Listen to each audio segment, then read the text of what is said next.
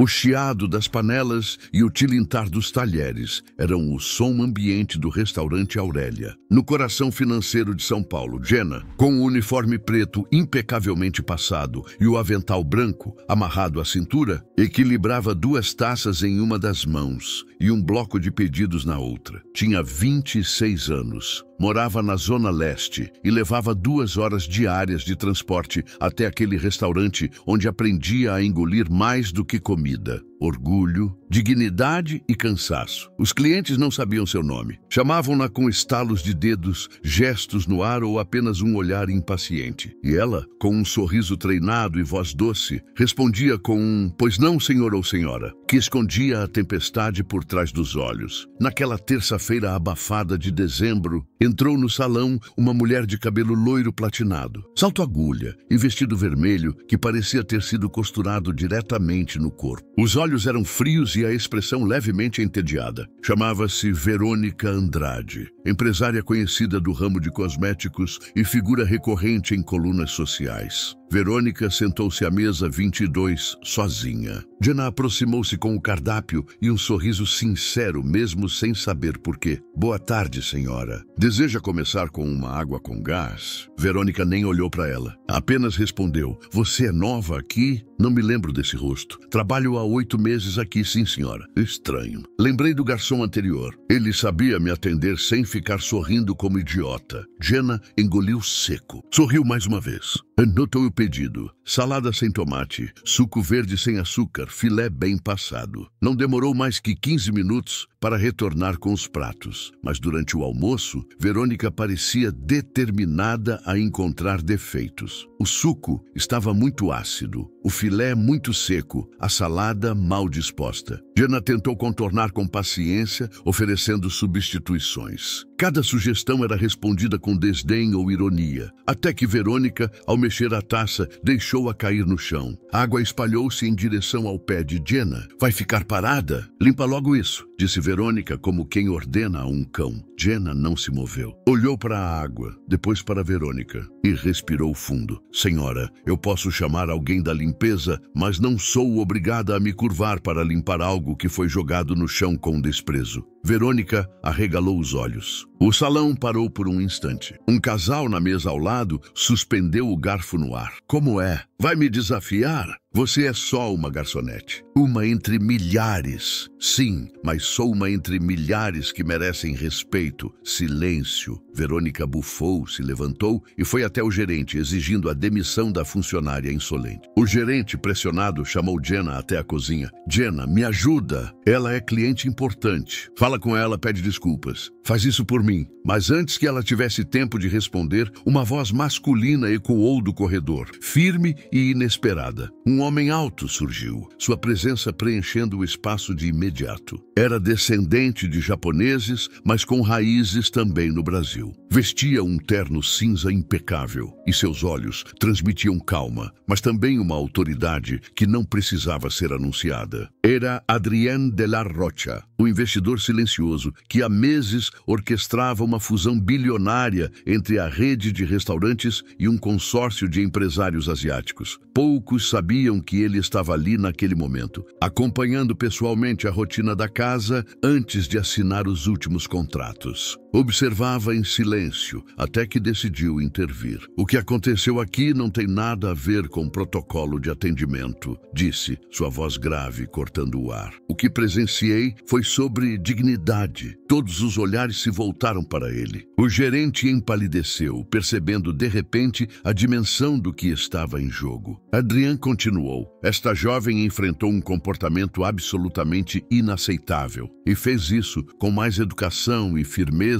do que muitos executivos que já vi em reuniões decisivas." Houve um silêncio desconfortável. O peso das palavras dele era inegável. Adrien deu um passo à frente, olhando diretamente para o gerente. Se a escolha for entre manter uma cliente que desrespeita as pessoas e uma funcionária que honra esse uniforme com coragem e respeito, então, para mim, a resposta é clara. Este restaurante precisa de mais Jennas e menos Verônicas. Da porta, Verônica ouviu cada palavra. Sentiu o golpe, mas não rebateu. Apenas virou as costas e saiu em silêncio, carregando consigo a derrota. O gerente permaneceu imóvel, sem conseguir sequer articular uma defesa. Jenna, por sua vez, estava atônita. Nunca imaginara que alguém daquele nível a defenderia de maneira tão pública e incisiva. Na semana seguinte, o inesperado aconteceu. Adrian enviou um convite pessoal para Jenna. Queria encontrá-la em um almoço reservado, em um dos salões privados de um hotel da cidade. Nervosa, ela aceitou. Durante a refeição, Adrian foi direto ao ponto. Explicou que sua visão para a nova fase da rede de restaurantes não era apenas expandir lucros, mas também criar um programa de formação e valorização de talentos ocultos. Pessoas que, como Jenna, estavam em funções invisíveis, mas que possuíam valores e atitudes capazes de transformar uma organização inteira. Eu quero que você seja a primeira coordenadora desse projeto, disse ele com convicção.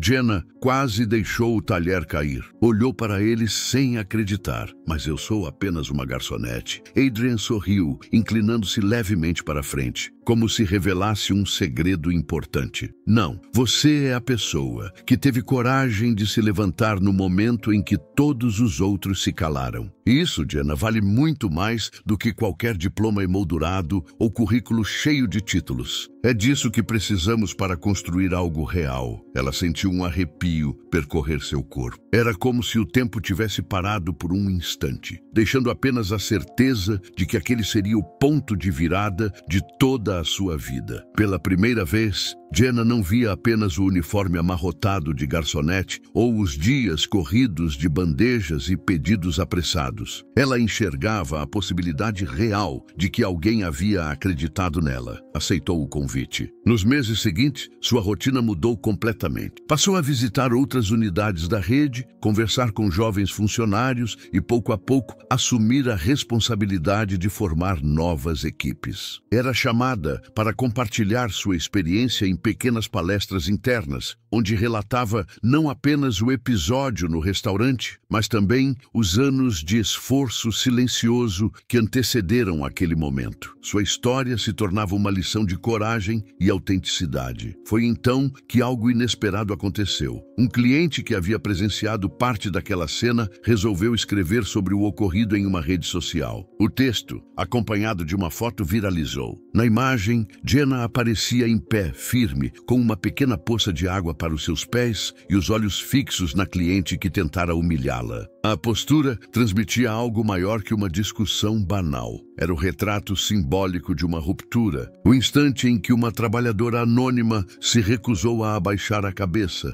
Em poucos dias, milhares de pessoas comentavam, compartilhavam e se inspiravam em sua atitude. Para muitos, aquela imagem se transformou em metáfora da dignidade no ambiente de trabalho. Para Jenna, foi o início de uma responsabilidade maior do que jamais havia imaginado. Hoje, anos depois, quando relembra aquele episódio, ela o descreve como se estivesse revisitando a própria fundação de quem se tornou. Continua vivendo no mesmo bairro, onde ainda ajuda a mãe com as compras e cumprimenta antigos colegas do salão. Mas agora carrega consigo um reconhecimento que ultrapassa as paredes do restaurante. E, curiosamente, é justamente nas pequenas situações cotidianas que sua transformação se mostra mais viva. Ao passar por uma garçonete sendo ignorada por uma mesa apressada, Jenna não deixa a cena passar despercebida. Aproxima-se, coloca a mão no ombro da jovem e diz, olhando diretamente em seus olhos: "Você sabe o seu valor. E um dia o mundo vai saber também." Nesse gesto simples, transmite a mesma força que um dia recebeu de alguém que acreditou nela.